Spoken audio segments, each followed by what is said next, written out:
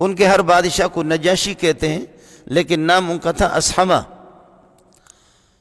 چند حضرات یہ کہ حبشہ چلے گئے، اور ان میں حضرت علی کے بھائی بھی تھے، حضرت جعفر ابن ابی طالب رسول پاک صلی اللہ علیہ وسلم کے چچزاد بھائی۔ جب یہ حضرات حبشہ چلے گئے، نجاشی کو پتہ چل گیا کہ یہ نیا جو نبی آیا ہے، جو اللہ کی وحدانیت کا اعلان کرتا ہے، اللہ کی طرف لوگوں کو بلاتا ہے، اس کے کچھ افراد یہاں آئے ہوئے ہیں، میرے ملک میں حبشہ کے اندر کچھ افراد آئے ہوئے ہیں۔ تو نجاشی نے بندے بھیجے کہ ان کو تلاش کرو، جو لوگ آئے ہیں ان کو لا کر کے مجھ سے ملا دو۔ چنانچہ حضرت جعفر ابن ابی طالب، حضرت علی کے بھائی اور چند افراد اور بھی جا کر کے حضرت نجاشی رضی اللہ تعالیٰ عنہ سے ملے۔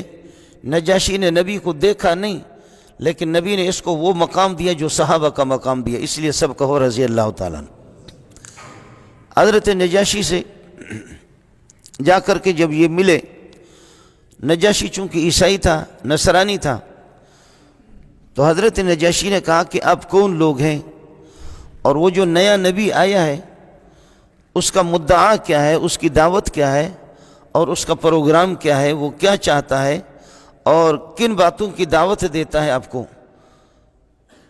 تو حضرت جعفر ابن ابی طالب آگے ہو گئے۔ ظاہر ہے کہ نجاشی کی نگاہ اس پر پڑ گئی۔ یہ ظاہر ہے کہ بنو ہاشم کے لوگ تھے، ابو طالب کا بیٹا تھا، محمد رسول اللہ صلی اللہ علیہ وسلم کے چچزاد بھائی بھی تھے۔ تو انہوں نے کہا کہ آپ کے پاس ہے کیا؟ تو حضرت جعفر ابن ابی طالب نے فرمایا کہ یہ فیصلہ تو آپ ہی کریں گے، میں کچھ سنا دیتا ہوں، میرا گلا بیٹھ گیا ہے، ورنہ میں بھی آپ کو کچھ سنا دیتا۔ بہرحال ظاہر ہے کہ پٹھان اور بلوچ اگر آپ کو کوئی سنا بھی دے تو آپ کو کوئی اثر بھی نہیں ہوگا کہ وہ ہے کیا چیز، پٹھان اور بلوچ اور سندھی اس کو سمجھ بھی نہیں سکیں گے۔ چنانچہ جعفر ابن ابی طالب نے فرمایا کہ اعوذ باللہ من الشیطان الرجیم، بسم اللہ الرحمن الرحیم، کاف ہا یا عین صاد، ذکر رحمت ربک عبدہ زکریا اذ نادى ربه نداء خفيا قال رب إني وهن العظم مني واشتعل الرأس شيبا ولم أكن بدعائك رب شقيا۔ یہ سورہ مریم ہے۔ بس اللہ کی مرضی ہے، 18 انبیاء کا ذکر اللہ نے 1.25 لاکھ انبیاء میں سے 18 اور 22 انبیاء کا تذکرہ کیا، کچھ کے اشارے سے، ویسے صراحتاً 18 انبیاء ہے، ان کا تذکرہ اللہ نے قرآن میں کیا ہے۔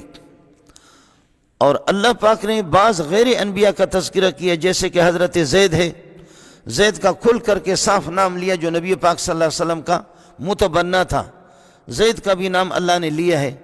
اور غیر انبیاء میں اللہ پاک نے عیسیٰ علیہ السلام کی والدہ حضرت مریم کا نام لیا ہے، اور قرآن میں کئی مقامات پہ۔ یہ تقریباً آدھا پارے کی صورت ہے سورہ مریم، جو میں نے ابھی 1-2 آیتیں آپ کے سامنے تلاوت کی۔ یہ سورہ مریم حضرت عیسیٰ علیہ السلام کے متعلق ہے، اور حضرت مریم علیہ السلام کے متعلق ہے۔ یہ آیتیں جب حضرت نے تلاوت کی حضرت جعفر بن ابی طالب نے، تو حضرت نجاشی کے آنسو آگے رونے لگے، اور رو کر کے کہنے لگے کہ لا الہ الا اللہ محمد رسول اللہ، میں مسلمان ہو گیا۔ ظاہر ہے کہ یہ تلاوت ظاہر ہے کہ جو ان کی تلاوت تھی، میں نے عرض کیا کہ میرا بھی گلا بیٹھ گیا، اگر ہو تو کسی ٹائم پہ میں بھی اپنے اس پاگل انداز میں آپ کو سنا دوں، لیکن ہماری زبان وہ نہیں ہے۔ میرے ماں باپ قربان جائیں ان کی اس پیاری آواز پر، اور ان کی جوتیوں پہ اللہ مجھے قربان کر دے۔ انداز تھا حضرت جعفر بن ابی طالب کا، جس انداز میں وہ پڑھ رہا تھا، اور حضرت نجاشی، حضرت اسحمہ رضی اللہ تعالیٰ عنہ جس کا نام ہے، وہ سن رہے تھے۔ حضرت مسلمان ہو گئے، آپ کے کچھ ساتھی اور بھی مسلمان ہو گئے۔ اس کے بعد پھر حضرت نجاشی نے کہا کہ جس کے شاگردوں کا یہ حال ہے، جنہوں نے مجھے پاگل بنا دیا، استاد کا کیا حال ہوگا؟